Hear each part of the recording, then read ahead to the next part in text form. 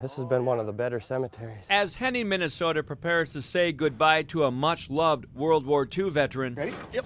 Ready? Matt and his brother Andrew Gaden. We're hoping about 2 feet today. We do about a foot of frost an hour with the jackhammer, but the more frost there is, the longer it takes. Like 4 feet doesn't take 4 hours, it takes more like 6 hours. And you just go until you get through it.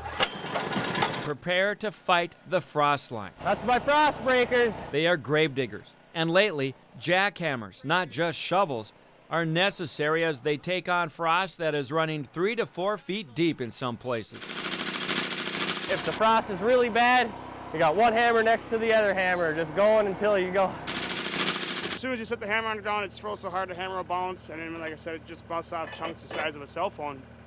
You know from the start that it's gonna be a long day.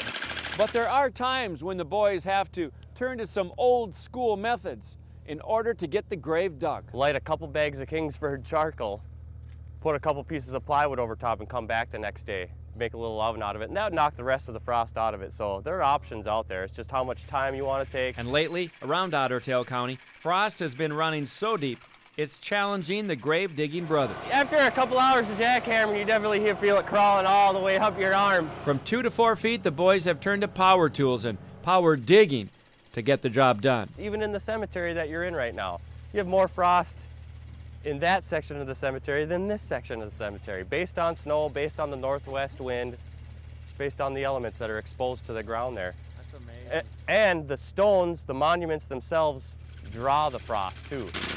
Hammer and scratch, and before you know it, we got a grave dug. In 2 days, a family will bury a loved one here. The Gaden brothers take their job of grave digging seriously and know that despite the extra efforts this winter, what they do is appreciated. We're looking at a good one today. From Henning, Kevin Wallivan, WDAY 6 News.